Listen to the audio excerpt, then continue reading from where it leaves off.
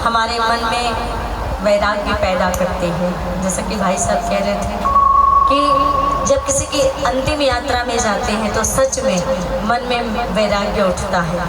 भागवत के अंतिम स्कंद में इन वैराग्यों की चर्चा भी हुई है कि वैराग्य 3 प्रकार का होता है। एक होता है मर्कट वैराग्य, घर में थोड़ी सी लड़ाई हो गई, परिवार में किसी भी सदस्य से, माँ बाप से लड़ाई हो गई, पति की पत्नी से लड़ाई हो गई, भाई बहन से, तो मन में थोड़ी देर के लिए वैराग्य आ जाता है। वैराग्य अर्थात संसार की माया मन से थोड़ी देर के लिए छूट जाती है। सब कुछ बेकार है, कोई किसी काम का नहीं है, कोई साथ जाने वाला नहीं है। पर अगले ही पल 5-10 मिनट के बाद में वो वैराग्य मन से पानी के बुलबुले की तरह उठता है और पानी के बुलबुले की तरह जल्दी से समाप्त भी हो जाता है। दूसरा वैराग्य होता है शमशान वैराग्य। जब किसी की अंतिम यात्रा निकलती है तो अंतिम यात्रा निकलती है तो उसे देखकर मन में वैराग्य आता है। शायद आपको पता हो कि जब अंतिम यात्रा किसी की निकलती है तो लाई और लाई के साथ कुछ पैसे सिक्के मिलाकर उसके पीछे पीछे डाला जाता है। हीलों को, लाई को तो शुभता का प्रतीक माना गया है, पर वो जो पैसा डाला जाता है उस लाई के साथ में, वो बात समझ में नहीं आई कि ये लाई के साथ पैसा भला क्यों डाला जाता है, इस तरह पैसे को सड़कों पे क्यों फेंका जाता है। तो मैंने एक सिकंदर की बात बताई थी अभी। वही सिकंदर जब गुरु अरस्तु ने कहा था सिकंदर जब जाएगा तो क्या धन साथ लेके जाएगा, तो उन्होंने कहा था हाँ गुरुजी, जब जाऊंगा तो पूरी संपत्ति बटोर कर ले जाऊंगा। कहा सिकंदर कुछ नहीं ले जा पाएगा, सब कुछ यही धरा का धरा रह जाएगा। तब वही सिकंदर वहीं पर अपने सिपाहियों को आदेश देकर कहता है कि अगर ये सच है इस संसार से व्यक्ति कुछ भी नहीं लेकर जा पाएगा, खाली हाथ आया है, कोई धन संपदा, कोई वस्तु, कुछ भी नहीं लेकर जाएगा, तो ऐसा करना कि मेरी जब अर्थी निकले तब क्या करना, जब मेरा जनाजा निकले, जब मेरी अर्थी निकले, तो अर्थी को क्या किया जाता है, अर्थी में जब शव को लिटाया जाता है तो हाथ पैरों को बांध दिया जाता है। सिकंदर ने सिपाहियों को आदेश देकर कहा कि मेरे मरने के बाद मेरे अर्थी से दोनों हाथ ऐसे बाहर खोल देना, दोनों हाथ मेरे बाहर लटकते रहे। ऐसा क्यों? सिपाहियों ने पूछा कि हाथ बाहर क्यों करना है? तो सिकंदर ने कहा कि जो गलती मैंने की, जीवन भर लोगों को मारा काटा, इतनी तकलीफें दी, इतना रक्त बहाया लोगों का,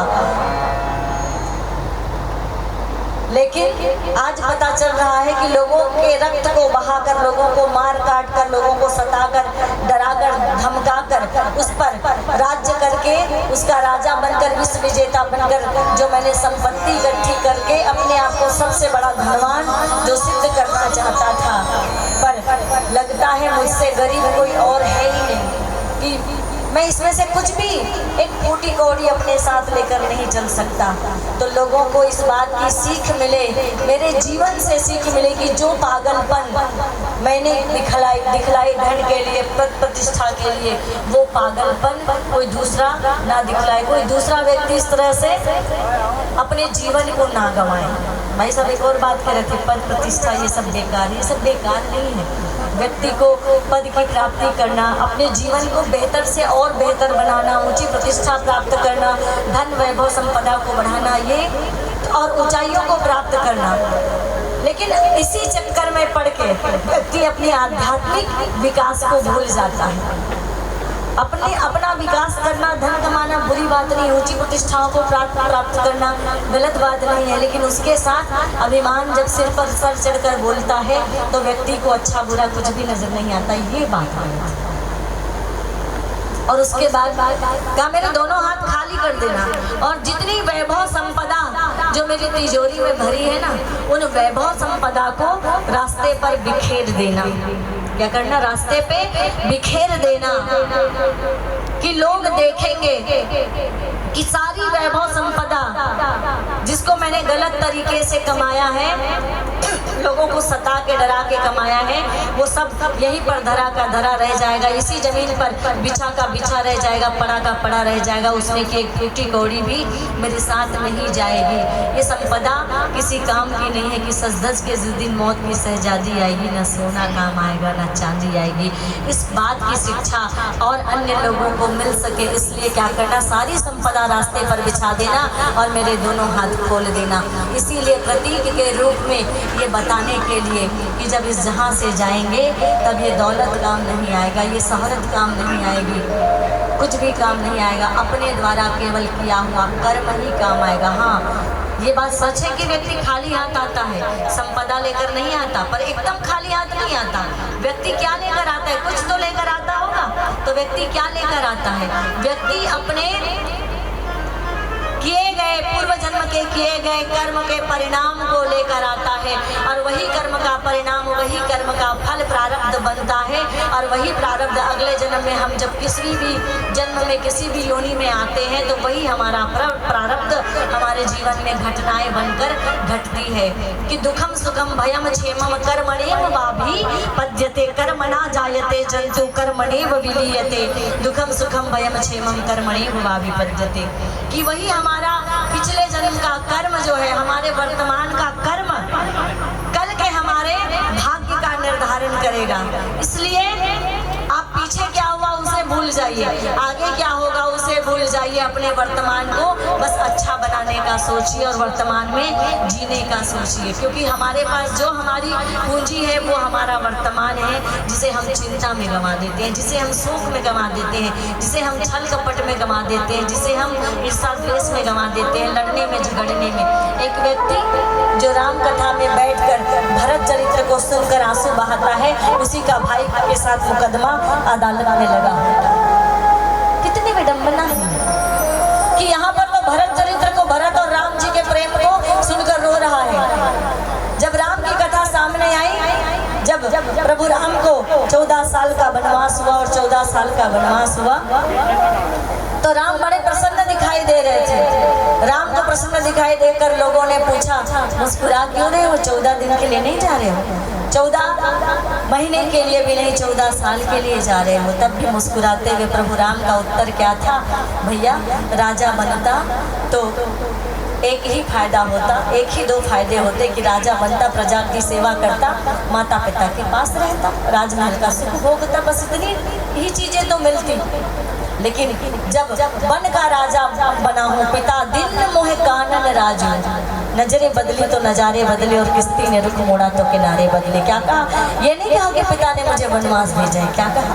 पिता दिन मोह कानन राजू, पिता ने मुझे जंगल का राजा बनाया है, जंगल का राज्य सौंपा है, और बन जाऊंगा तो कितने फायदे बन जाने के गिना दिए। प्रभु राम ने कहा, सबसे पहला फायदा, मेरी माँ कैकेयी जो मुझसे प्रेम करती है उसकी इच्छा पूरी कर रहा हूँ।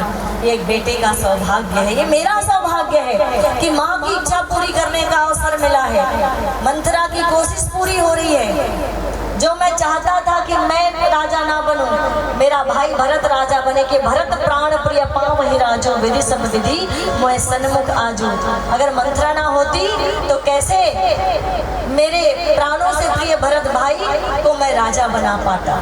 तो मंथरा की कोशिश के कारण मेरा भाई जो मुझे प्राणों से प्रिय है वो राजा बन रहा है। तीसरा फायदा गिनाया कि वन में जाऊंगा तो संतों का संग मिलेगा। चौथा फायदा गिनाया कि संतों का संग मिलेगा तो उनके सानिध्य में रहूंगा, संतों के तो सत्संग मिलेगा। और दुर्लभ है जिसको ढूंढना जब तप की जोर से, वो खुद ही खींचे आते हैं सत्संग की डोर से। कि संग का मानी जान जिए अपने, है यह वस्तु बिरानी। ये जीवन अपना नहीं है, ये पराया है। कि संग का मानी जान जिए अपने, है यह वस्तु बिरानी। कहे कबीर अब राखो जतन